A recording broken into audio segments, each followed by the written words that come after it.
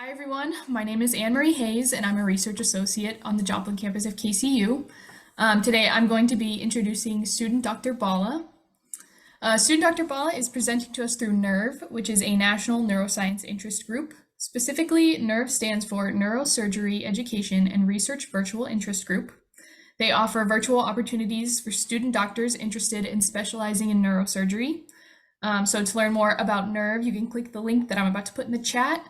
We host a Canvas page for them that is just has a lot of information on it and also past presentations. So if you're in KCU, you can see this link. If you're not in KCU, you probably won't have access to the Canvas page. But if you're at KCU and you want to learn more about NERV or see other presentations, here is the link to that. And if you're at KCU and can't access this, email me and I'll give you access to the course. But when people join KCU, usually they should automatically have access. So now I'm going to introduce our speaker. Student Dr. Sean Bhalla is a MD-MPH candidate at Paul L. Foster School of Medicine. He received his bachelor's from the University of St. Thomas in Houston, Texas. He is currently a third-year medical student and hopes to specialize in neurosurgery. His research includes traumatic brain injury, neurodegenerative disease, and functional neurosurgery. As a medical student, Sean serves as the president of the PLFSOM Student Interest Group in Neurosurgery, as well as the AANS student chapter. He is currently a MSNTC's NERV group member during the 2022-2023 academic year and hopes to pursue a research fellowship in the upcoming year.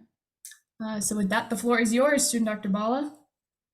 Thank you, Anne-Marie. Everyone, again, as she said, my name is Sean Bhalla. I'm a third-year medical student, and kind of integrating my love of both functional neurosurgery as well as trauma, I found this amazing literature to kind of present to you all. And I'm really glad that you all could be here today. And so we'll start off with the title. We're going to learn about prolonged acute intermittent hypoxia, improving forelimb reach to grasp function in rat models of chronic cervical spinal cord injury. Very verbose title, but I'll break it down as we go along, so just bear with me. But first, let's start off with a story. Let me see. I'm sorry about that. Technical difficulties. Perfect. Okay. So I think we've all experienced this before. We're going home at 5 o'clock. Traffic's a mess. We're stuck on one highway that we always know has traffic on it. And lo and behold, there's an accident up ahead. Now, if you can stretch your imagination just a bit, imagine this highway as a spinal cord, getting you from point A to point B and performing a function. And that accident on that road is an injury, hence a spinal cord injury. But now, as any good driver would do to get home, is that you would take a detour. You take an exit or a feeder and get off and get to your destination regardless. Now, continuing comparative analysis of a highway to a cervical spinal cord and its injury, that detour you just took is actually plasticity and adaptability that you use to get to from point A to point B. So what exactly is spinal cord injuries? Well, they're classified based on if they're either complete or incomplete. Complete meaning a total transection, which results in either paraplegia or quadriplegia or tetraplegia. Paraplegia just referring to a full or partial paralysis of the lower half of the body, and quadriplegia implying a paralysis of both leg and arms. And an incomplete spinal cord injury is further delineated into subcategories of either a central cord syndrome, an anterior cord syndrome, a Brown-Séquard syndrome, or a posterior cord syndrome, based on where the injury along the spinal cord actually happened. And if you can see on the left-hand side of a diagram of the spinal cord, you can see that these spinal cord segments, both the cervical, thoracic, lumbar, and sacral, have varied functions which control varied parts of the body. And so an injury can be classified based on the presentation and as well as anatomically where that injury has occurred. And kind of carrying that discussion further, spinal cord injury functional deficits have also been classified on a graded scale known as the American Spinal Injury Association scale. And it categorizes the spinal cord injuries based on outcome, on function, as well as if they were incomplete and complete. And the scale is used to assess the sensory and motor levels which were affected along the spinal cord injury, which I mentioned before. And this just provides a way to grade the spinal cord injury for documentation and as well as data keeping and seeing the progression or regression of an injury. But now, how does plasticity factor into it? Like any other change or injury in your body, for example, you get a cut, the body heals itself. The same sort of similar mechanism happens when you have a cerebral or spinal cord injury. And that is termed plasticity, which is just merely saying the adaptability in this case of the nervous system to an injury or an experience. And it can be divided into two halves, either a structural plasticity or a functional plasticity. Structural plasticity specifically refers to any experiences or memories that change the brain's physical structure. Unfortunately, it has been documented that specific trauma kind of alters the structure of the brain, but also happy memories also alter the specific structures of the brain. And consequently, a type 2 type of plasticity is referred to as a functional plasticity, in which the brain function moves from a damaged area to an undamaged area. And that's going to be the focus of our discussion here. But before we get into specifically functional plasticity, I kind of want to introduce about how this plasticity can occur. And now there are two leading hypotheses about how a particular plastic area of the brain can gain a function versus lose a function in terms of injury or experience. The first one is known as a rerouting injury. And a rerouting injury occurs, for example, if you have the green neuron, which is neuron A, and a yellow neuron, which is neuron B, the neuronal connection by neuron A and neuron B are prior to degeneration. And if you can see on the right-sided column of the same rerouting mechanism, you can see that neuron A kind of shuts off its electrical stimuli because of injury, and B overtakes that function to provide the stimulus to the receiving neurons. And the secondary mechanism which has been proposed is the sprouting mechanism, in which an injury kind of takes away the pathway or the highway to get from point A to point B. And then another set of neurons kind of overtake that function, hence the term sprouting, in which they sprout over that new function.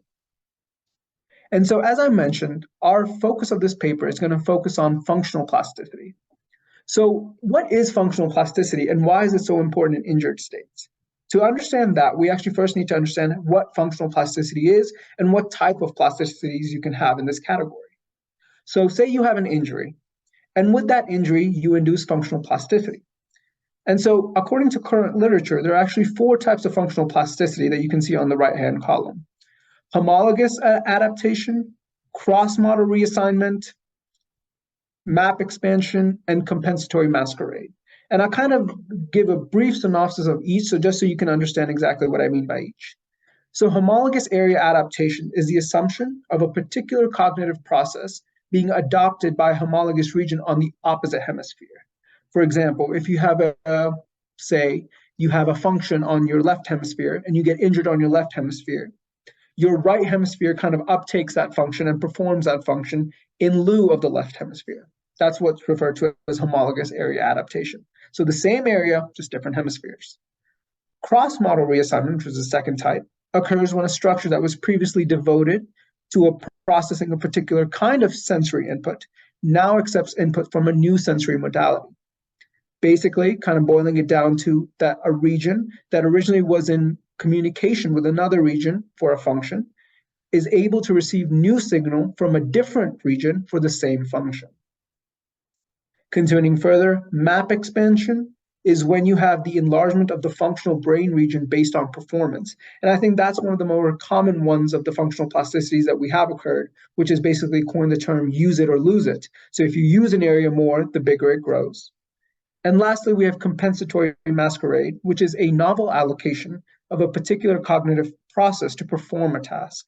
And by focusing on these areas, you can kind of see if one area shuts down, the other one's active. And that's what compensatory masquerade means. And so by focusing on these 4 forms of functional neuroplasticity, several fundamental questions about how functional cooperation between brain regions and injury can be addressed and actually kind of researched further upon.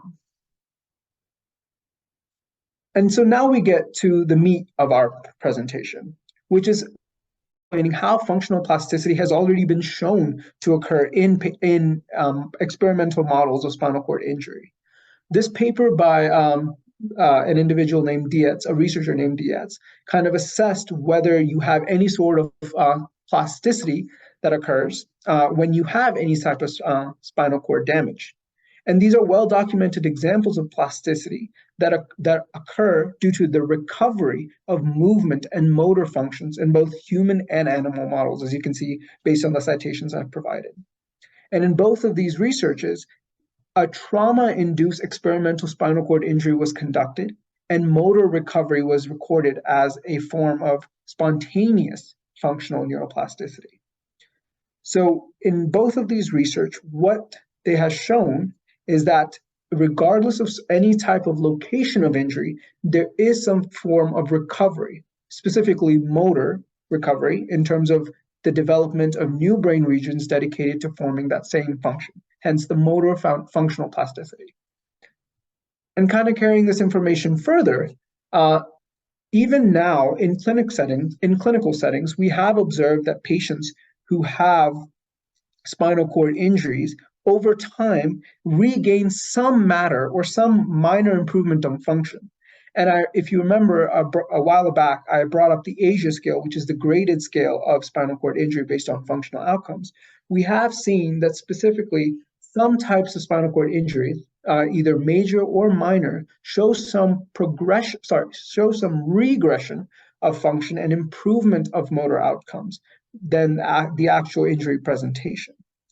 And these two slides, both the experimental and clinical model, kind of help bolster what I'm about to present in regards to this paper, that in an experimental and clinical model, we have observed some form of functional neuroplasticity occurring. But I have to say that what we have discussed so far specifically refers to a spontaneous functional neuroplasticity occurring, meaning not supported or not bolstered by any sort of therapy or any sort of pharmacology. So this is the body's own mechanism trying to compensate for any sort of injury that has occurred. So now we get to how we can actually improve those type of neuroplastic changes. So your brain is not entirely unlimited in terms of how much plasticity that it can achieve. So when you have a healthy functioning brain and that undergoes some sort of injury, it tries to compensate with something known as spontaneous functional neuroplasticity. However, it gets tired. Just like when your body runs out of resources, it gets tired of healing. The same thing happens with the brain. So before the transition from an uninjured brain that is undergoing functional neuroplasticity to a burnt out brain that can no longer undergo plasticity, we have developed rehabilitation techniques to kind of help bolster that. Specifically, there have been research and as well as clinical application of motor range of motion, strength, and stretching, as well as functional electrical stimulation to allow a motor functional neuroplasticity to occur on top of the spontaneity functional plasticity that has occurred. Again, to bring it down to baseline, rehabilitation techniques help improve an already undergoing process of spontaneous and increase the progression of a rehabilitation technique towards a injury, specifically either in the brain or in the spinal cord. And research has also shown, this was a paper by Kamal Nas, that rehabilitation actually improves the outcome of plasticity based on an application of rehabilitation versus not.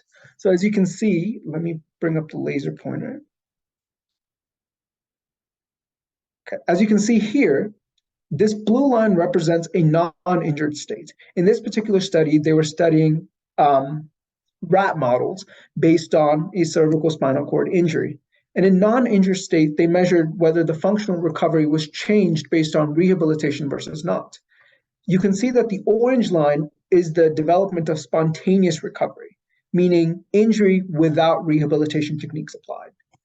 And compared that to an injury with rehabilitation techniques, as you can see on the gray line, you can see that there's definitely some over time improvement in those rat models that experience some sort of therapy, and that therapy kind of brought them closer to their non-injured baseline. And kind of transitioning, now that we've talked about that there is an occurrence of spontaneous functional neuroplasticity, and that this process can be bolstered by rehabilitation technique, we get to exactly what our paper is trying to convey about the occurrence of a new novel form of therapy known as acute intermittent hypoxia, which can add on to the existing therapies to improve outcomes.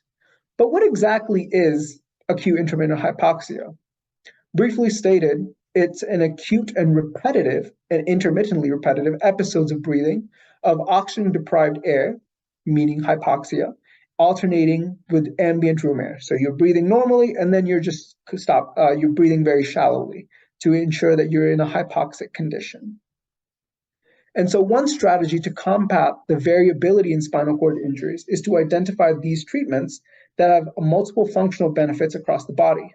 And one such treatment that I've just mentioned is the acute intermittent hypoxia. And typically, the intermittent hypoxia protocol, the way it works is that in terms of treatment duration, it corresponds to the total treatment time for a single session. And the treatment consists of n number of episodes of breathing low oxygen, typically at around 10%, and then returning to baseline at room air, which is around 20%, 21%, and then this is occurring over cycles. And then you might be wondering, if this is such a novel technique, has there been actual clinical application of this? And yes, there has. In recent literature search that I conducted for this presentation, recent literature has shown that some form of acute intermittent hypoxia has been shown to improve the functional outcomes that you observe on the right-handed column, both in respiratory function, walking, ankle strength, walking balance, and then hand dexterity and ankle strength again. So these already have a clinical application. And so our understanding of the molecular and cellular mechanisms of acute intermittent hypoxia induced motor enhancement continue to evolve. Again, we are looking at how this therapy specifically affects motor functional plasticity. I'd like to stress that point again. And rodent studies that I've mentioned before have demonstrated that mild exposure to oxygen-depleted air triggers a mechanism of neuroplasticity in the respiratory motor system. And so I'd like to take a brief moment just to describe how this mechanism has been described. So a researcher by the name of Hayashi discovered that the rodent breathing system of low oxygen promoted a phenomenon known as phrenic long-term facilitation. Specifically, I'll briefly say that it's called LTF, the phrenic long-term facilitation. And so each hypoxic episode at 10% oxygen rapidly activates the carotid bodies in the carotid body chemoreceptors, which then transmit their signals to the medullary respiratory neurons in your brainstem and the Ralph serotogenic neurons that project to and release serotonin in the phrenic motor nucleus. And then this serotonin release in the cervical spinal cord is necessary and sufficient to elicit the phrenic long-term potentiation that I discussed. And this phenomena is basically relying on the activation of serotonin driven by low hypoxic conditions, promoting a respiratory overdrive to trigger plasticity. And now kind of dwelling into the nitty-gritty of this mechanistic pathways.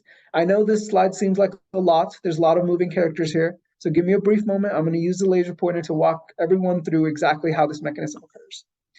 So the mechanism of action of the acute intermittent hypoxia is very complex, but it's well established that multiple pathways, multiple convergent intracellular pathways are responsible for inducing the phrenic long-term facilitation within spinal neurons.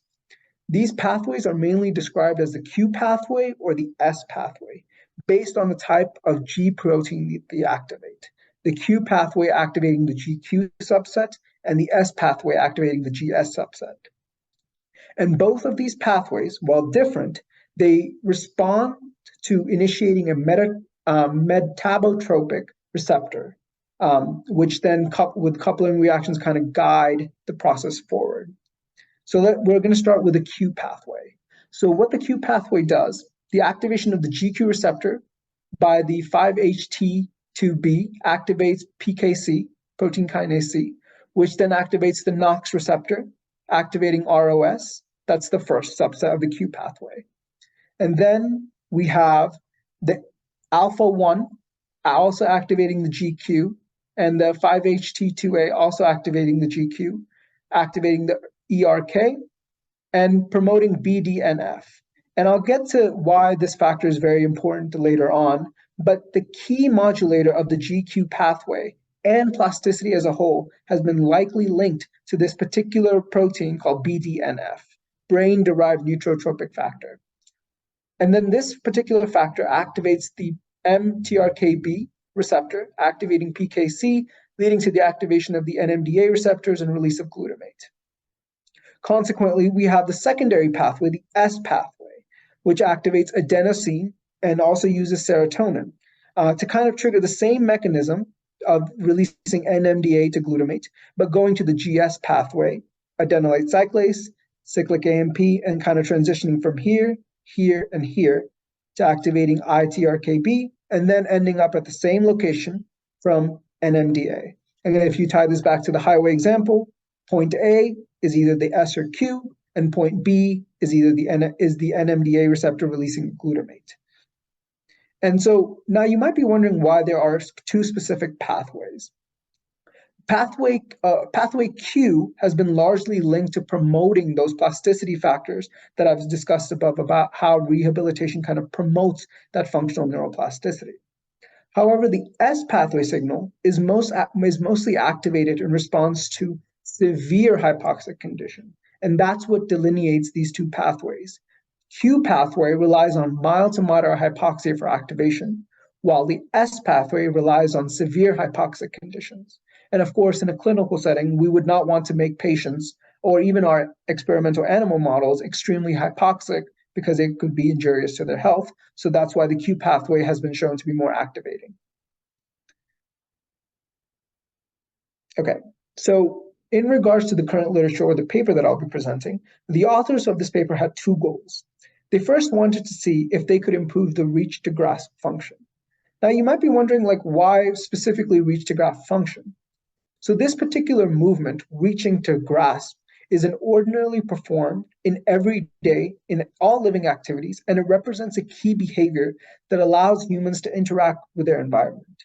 Just think about how you even got onto the meeting. You had to open your laptop, you reached, you grasped, you opened.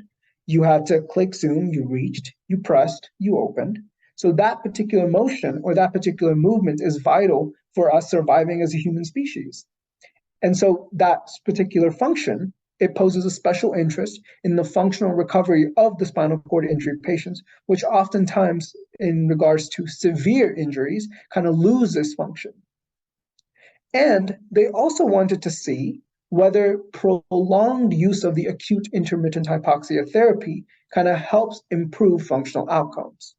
Often the recent literature regarding this particular therapy have used short time frames to assess whether this therapy works.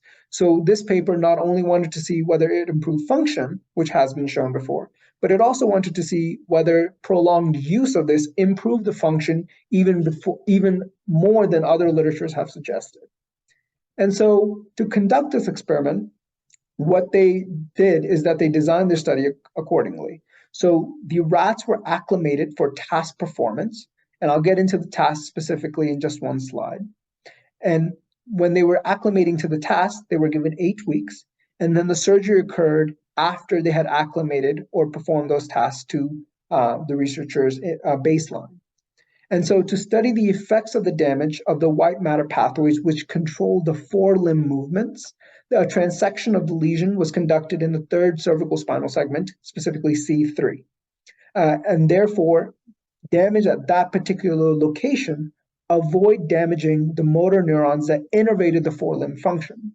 I think logically that makes sense that you would want to get rid of the function, but not necessarily the innervation to the muscles that perform that function. Hence, by sparing any injury below C3, we were able to preserve the muscle function so that the capacity to perform that movement was still in play, but the function itself was removed due to the level of the injury. And so after 8 weeks of recovery, we wanted to test what their baseline was. specifically without the pre-acute intermittent hypoxia therapy, in which they were tested for 7 days. And then after the acute intermittent hypoxia therapy was applied, where you see week 1, that is when the therapy was implemented, and it was carried on for 12 weeks to see the overall progression and improvement of function if there was going to be any. As I mentioned, that they did test 3 specific functions. They tested a forelimb function, which I mentioned is vital, and they also tested a sensory motor function. And so out of the forelimb functions, they tested 2, the reach to grasp and the ladder walking. And I have a brief video kind of explaining exactly what these functions were meant to entail. Perfect. So this is the reach to grasp function.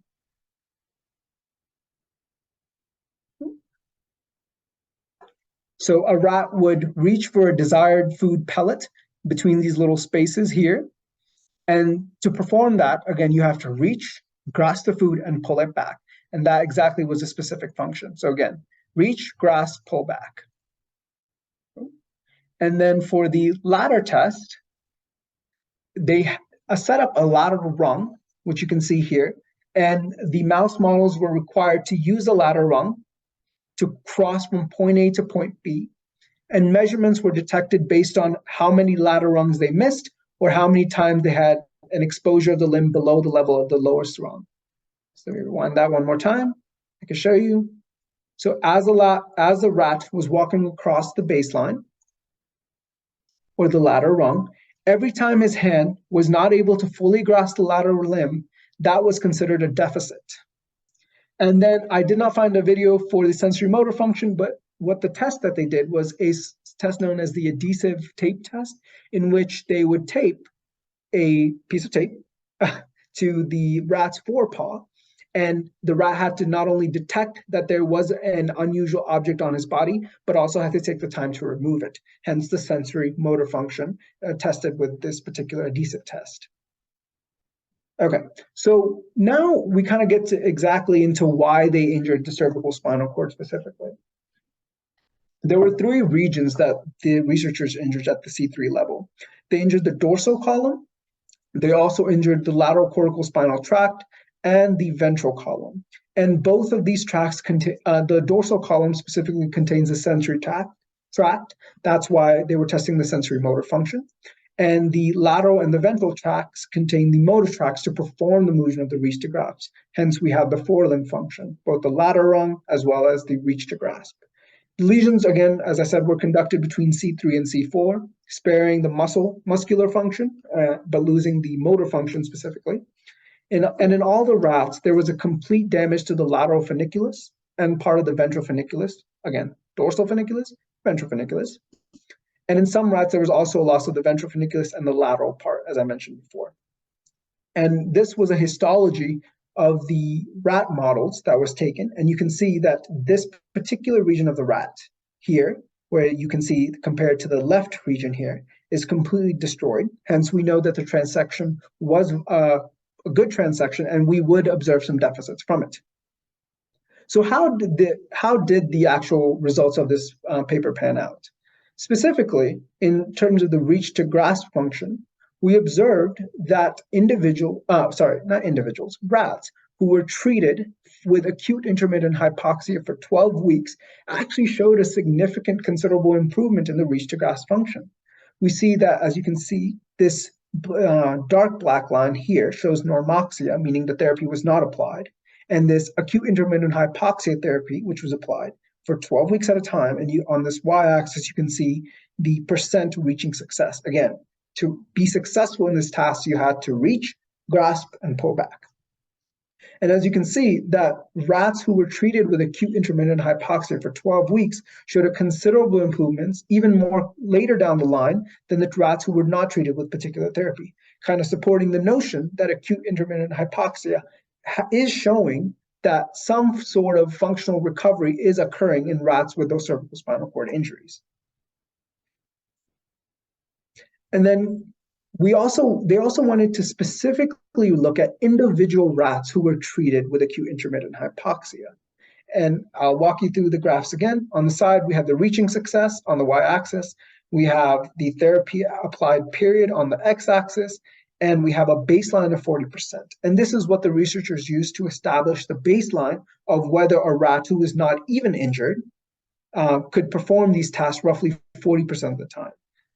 To clarify, I believe I said that a little convoluted, but at 40% in their pre-injury state, 40% was considered the benchmark of a good motor function in regards to reach and grasp function. And as you can see, even though it's a very convoluted graph, you can see that rats who were treated with intermittent hypoxia, 8 out of the 15 rats who were treated achieved a percent success of more than 40%, indicating that some variation or actual spontaneous functional recovery was being bolstered by this therapy. You can see this both on the left graph as well as the right graph. And kind of comparing this to rats who did not have the therapy applied, the results were slightly mixed. On the y-axis, again, you have the reaching success, and on the x-axis, you have the timeline. The rats that were treated with normoxia or not the therapy kind of gave inconclusive results. Specifically, some rats, 7 out of 10, did not achieve even the baseline function, but some rats who also were not given therapy did achieve, specifically 6 out of 10, did achieve some sort of functional recovery. Now, that doesn't discredit that acute intermittent hypoxia actually did promote the recovery as we observed in the original graph with the overall rat data. However, it does call into question to what degree or what level of functional spontaneity is being triggered by acute intermittent hypoxia. So now we move on to the second test that they wanted to do, the ladder rung test. And this is the test specifically where the rats were walking across the ladder. On the y-axis, you have the step asymmetry, as I mentioned. Every time a rat would miss the ring and have his hand drop below the baseline, that was considered a failed attempt. And on the x-axis, you have the timeline of pre-symptoms all the way to the application of therapy for 12 weeks.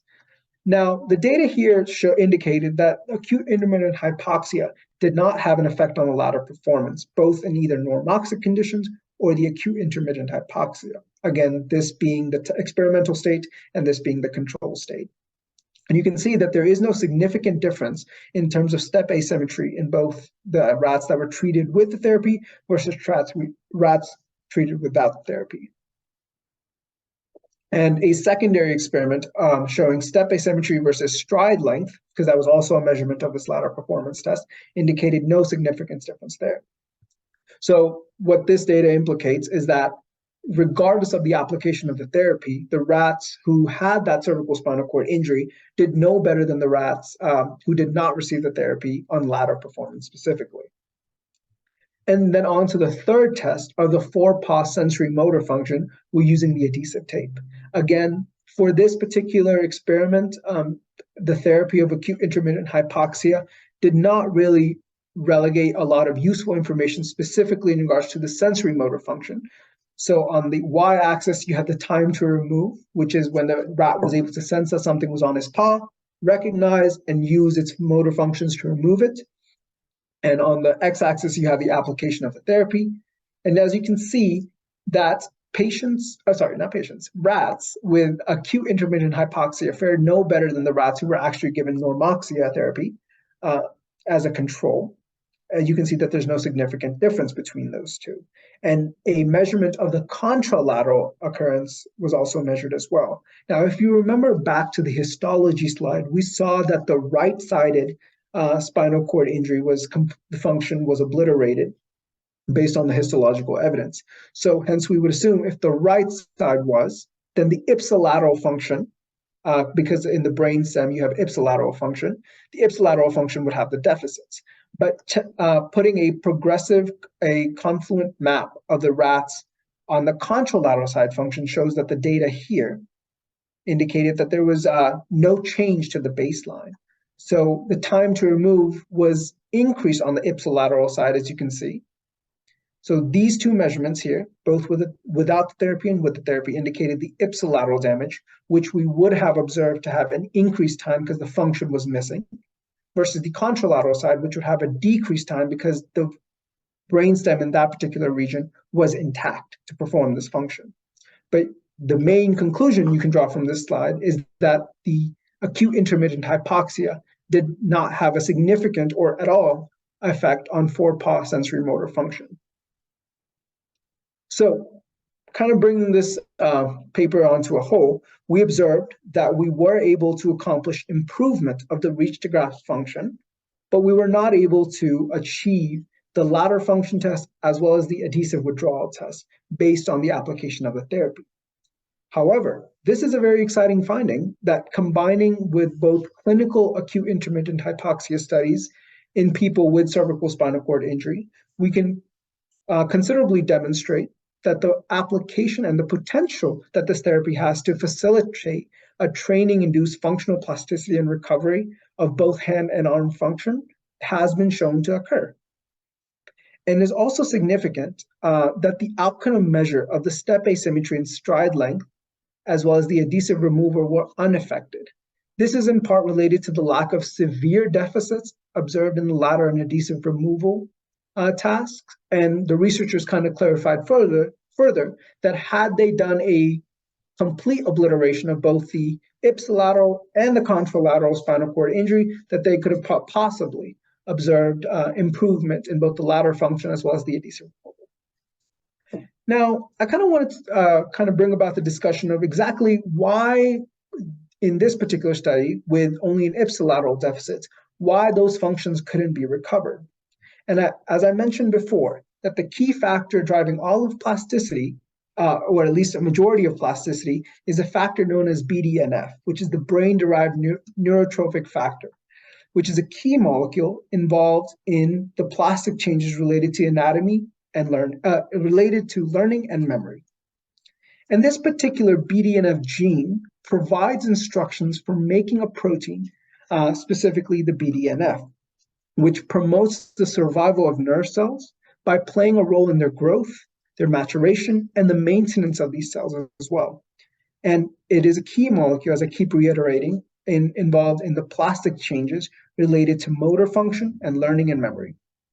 And so I kind of wanted to provide a overview of how complex this mechanism of plasticity is in regards to this particular factor alone.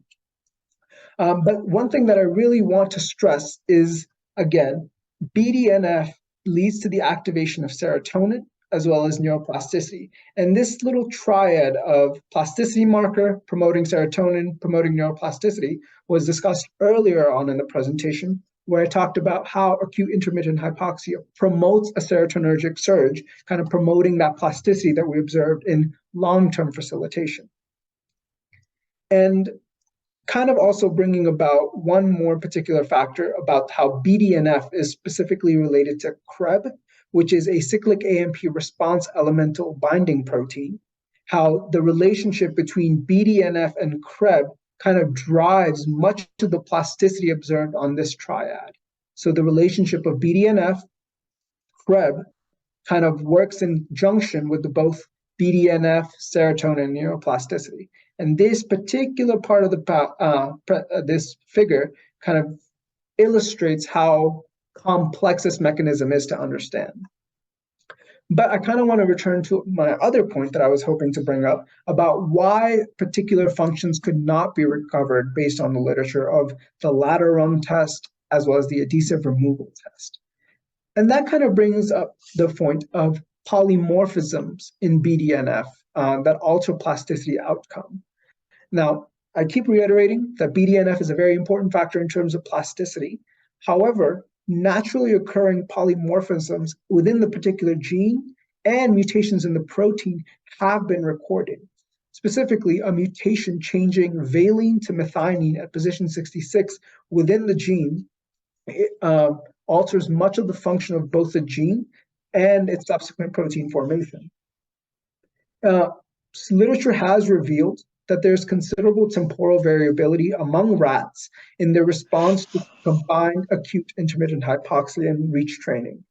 In some rats, functional improvements in reaching success was observed rapidly, but then some it was observed much later on, hence the researchers wanted to test a longer time frame, and the researchers hypothesized that these lack of recovery or less recovery of plasticity of both the ladder function and the sensorimotor function could be attributed to polymorphisms that were either documented or have not been discovered yet of this particular gene. So in conclusion, acute intermittent hypoxia is emerging as a promising approach to facilitating motor recovery in people with spinal cord injuries. The effects of this therapy on reach to grasp functional recovery extends the range of the functional benefits to skill forelimb function. And further data shows that the functional benefits are sustained, at least if the repetitive acute intermittent hypoxia and training are applied. As I mentioned, that there are two distinct forms of recovery, a spontaneous recovery that eventually gives out, as well as a rehabilitation adjuvant therapy, which kind of sustains that spontaneous recovery for as long as possible. And with that, I bring my presentation to an end. I'd like to give a special thanks to Nikki Barrington, a NERV member, Anna Marie Hayes for helping with the PowerPoint, the fellow 2022-2023 Leadership Committee from NERV, and the following NERV members, and a little shout out to myself for the PowerPoint. Thank you. Awesome. Great presentation, student Dr. Bhalla. If anyone has any questions, feel free to either raise your hand in Zoom, or if you can't talk, feel free to put them in the chat and I can read them out loud. I think we have a question from Edwin. Hi there. Very nice presentation. I really appreciated it. Thank you. I did have a question regarding the method that produced cord destruction. Was it an artificial infarct, or was it chemical damage or structural? So from the researcher itself, they did a combination to ensure they did both a structural one as well as a chemical one. That's why on the histological slide, actually, let me pull that up so I can show it to you. I'll just keep this up so I can refer to it as well. So here, the researchers did both. They first did an initial structural damage, and then they followed up with a chemical damage as well. That's why you see some bleeding into the contralateral side, but specifically, it was more structural than anything else.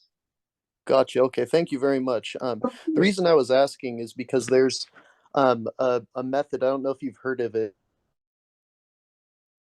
conditioning. And it's something that's been utilized far in the past, initially studied for LAD infarcts of the heart, and then more recently it's been studied in stroke. And so what they end up doing is it's like 5 minutes on, 5 minutes off of using a blood pressure cuff. This has mostly been studied in rats, but they had put the cuffs on the hind legs, and they introduced an artificial infarct to the brain. And with the 5 minutes on, 5 minutes off of the cuff, they found that basically there's very little damage in the area that they infarcted. And so this seems like a kind of a similar mechanism. The mechanism they propose is that by providing wall stress in the vessels, that intrinsic nitric oxide in the blood vessel or in the blood cells themselves actually becomes activated and allows further blood flow to the infarcted area of the brain. But I was just interested because I could imagine seeing this also working for a cord infarct. And that might be something that even your research group or you yourself would want to see, is if you infarct the cord, could this intermittent hypoxia work in a similar manner that the remote ischemic post-conditioning works? Yeah, that's a great idea.